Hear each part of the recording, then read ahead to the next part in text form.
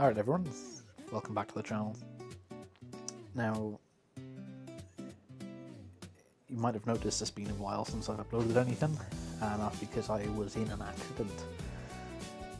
I'm not going to spend the whole video dwelling on it because it's happened, it is what it is, you can't change it. The important thing is, I'm recovering perfect, everything's been sorted with the Vulcan, and, well, it is what it is, simply put. For those of you that don't know what happened, a car pulled out on me whilst I was riding, and I ended up gracefully flying over their bonnet, and landing with a bit of a thud, breaking 3 ribs and causing 2 lacerations to my spleen, bruising to the lung and all that jazz as well. Obviously my limbs are all a bit battered and scarred, but you know, it comes with the territory.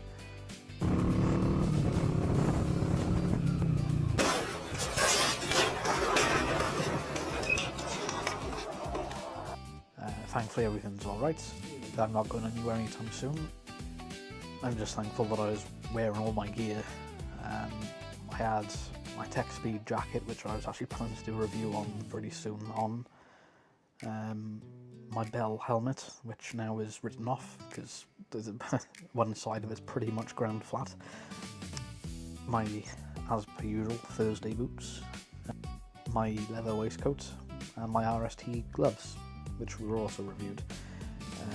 Held up perfectly. All my gear did what it was meant to exactly. It was, without my gear I'd be dead, which is why it's frustrating to see 17-year-olds riding around on 125 Lexmoto LXRs with a t-shirt, a helmet and shorts. If I was in that attire I'd be dead. Wear some gear. Now, it's all frustrating because obviously I want to get back on a bike. My life is a bike. I have a hire bike coming tomorrow. It's a Suzuki SV650, which is handy because it's what I did all my Mod 1, Mod 2, my training on, which if you know from the past, I did quite a bit of training and quite a few tests, so it is a bike that I am familiar with. The insurance are also providing a new helmet, so it will be something to review as well. I want to do a helmet that I was given versus a helmet that I actually bought, if that makes sense. The helmet that I chose, why I chose it, and whether it lived up to those expectations or not. Now, nothing's going to be an out-of-the-box review, everything's going to be worn in. Now, in terms of the tech speed jacket review, that obviously has changed slightly because it has been through a bit of a bump and slide. But this will obviously be factored into the review with how it performed. As far as where there is padding, absolutely perfect, but I'm not going to reveal too much. It's a good jacket, buy it. Once I then got the SV650, I might not get on it straight away. It all depends on how I feel, whether I can actually ride or not. And a lot of that will be mental as well as physical. I would like to do a review of the SV650 as well, in the sense of, you know, I've done all my training on it. I went off to the CV250, I went off to the Vulcan. It's been a while since I've sat on one and ridden one, and it's also been a while since I've ridden that styling of bike. I think that'll be interesting personally, and also as someone who has ridden one, well, a couple in the past. I also want to do almost a gear rating of what each part did, whether it lived up to the role it was meant to, and it's not going to be a 4 out of 5, it's going to be a black or white. Did it do its job, yes or no? And I think that would be quite interesting because a lot of us see clothing and helmets and gloves as expensive extras, but it is there to save your life and it is important. But can you get away with not spending $2 on a showy RI helmet? You know, can you get, for example, a tech speed jacket, which is a budget jacket, and will it save your life? Will it do the job? Well, those RST gloves that were under £100 saved my hands and been shredded to pieces.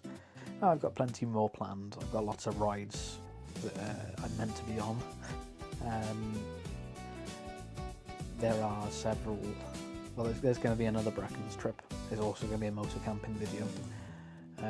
There are lots in the works at the moment, which obviously I am excited for. I can't wait to get back out on two wheels. This is the longest I've gone without riding since doing my CVT the first time. We've also got a charity ride planned, which I've had to delay slightly because it was on for July the 5th. We will be meeting at Llandau circuit, heading off then via Ogmore, Porthcawl into Picton Court Care Home, and then to Baffle House on A48, all raising money for Mental Health Motorbike, which is an important charity. They do lots in the area, they do lots in South Wales, especially in the Brecon area. They are an important charity, so feel free to come along to that ride. Obviously we don't know the new date for it. I'm still waiting back from when the circuit's available, when the care home's available. There's lots to take into account, but there will be a new date for that issued soon.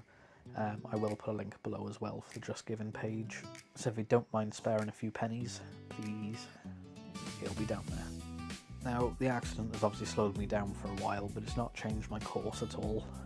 I will be getting back on the Vulcan the second I have it back, which hopefully shouldn't be too long. It's not changed my perspective of motorbiking at all. I've had bumps in the past. Obviously this is my most serious to date, but it's still not snuffed that flame which is there for biking, which a lot of people don't understand. So there'll be lots of new videos coming up soon, lots planned, lots on the way. I'm looking forward to it. I'm not changing course, I've just been slowed down slightly. As Jeremy Clarkson once said, it's not speed that kills you, it's suddenly becoming stationary.